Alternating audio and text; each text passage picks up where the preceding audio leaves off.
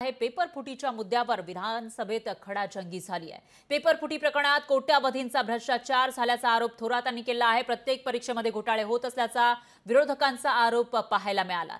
तर पेपर फुटीबाबत कठोर कायदा करण्याची मागणी सुद्धा विरोधकांनी केली आहे। चालू अधिवेशनामध्ये पेपर फुटीबाबत कायदा करणार असल्याचं उपमुख्यमंत्री फडणवीस यांनी विधानसभेत सांगितलेलं आहे। तर जे पेपर फुटीची प्रकरणे समोर येत आहेत त्यावरून विरोधक आज आक्रमक झाले आणि त्यानंतर या ठिकाणी कडक कायदा करण्याची मागणी केलेली होती। सकाळीच विरोधकांनी हा मुद्दा विधिमंडळाच्या पायऱ्यांवर सुद्धा लावून धरलेला होता। कायदा करा अशी मागणी केली होती आणि त्यानंतर चालू अधिवेशनामध्येच पेपर फुटीवर कायदा करणार असल्याचं उपमुख्यमंत्री फडणवीस यांनी सांगितलं। ठिकठिकाणी तरुण आंदोलन करताना दिसतात, कारण नीटचा पेपर फुटलेला आहे। त्याचबरोबर इतरही परीक्षांमध्ये घोळ झाल्याचं समोर आलं होतं आणि त्या पार्श्वभूमीवर आता राज्यामध्ये पेपर फुटी विरोधात कायदा करा अशी मागणी केली जाते आणि हा कायदा लवकरच होणार असल्याची ग्वाही सरकारकडून देण्यात आली आहे। जी परीक्षा होते त्याच्यात घोटाळे होतात।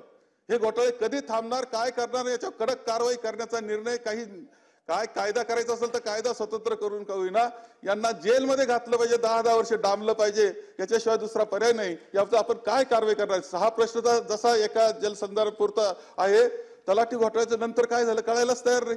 भरती परत चालू झाली, घोटाळे झाले होते त्यांना काय शिक्षा झाली, ते सगळं दाबून टाकले, समजायला तयार नाही। ही सगळी परिस्थिती आहे आणि याच्यामध्ये कोण कोण जरी उच्च पदस्थ कोणी असला तरी त्याला सुद्धा दोषी धरलं पाहिजे त्याच्यामध्ये आणि कारवाई केली पाहिजे या मताचा। या टाटा कन्सल्टन्सी असेल किंवा कुणी असेल, अध्यक्षमध्ये 1000 रुपये कशाला लागतात?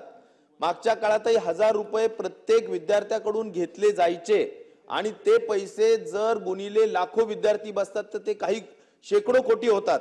तर त्याची काही प्रॉफिटेरिंग करणं, नफाखोरी करणं हे शासनाचा उद्देश नाहीये।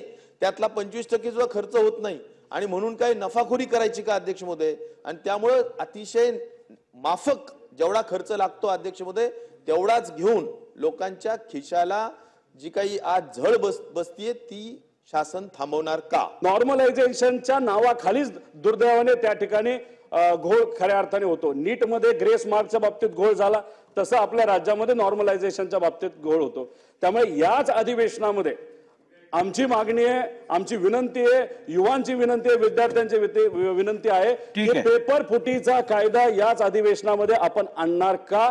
आणि जे काही मगाशी डेटा तुम्ही माहिती दिली ज्याच्यामध्ये FIR एकच झाले असं नसून अनेक FIR त्याच्यामध्ये झालेले आहेत, त्याच्यामध्ये तुम्ही अख्ख्या महाराष्ट्रामध्ये जे FIR आणि कारवाई झाल्यात त्याची एकत्रित माहिती आमच्या अधिवेशनामध्ये आम्हा सगळ्यांना तुम्ही द्याल का? मध्यंतरी काही जे काही आमचे युवक नेते आहेत किंवा जे या परीक्षेच्या सगळ्या गोष्टींमध्ये काम करतात अशा सगळ्या लोकांची आमची चर्चा झाली।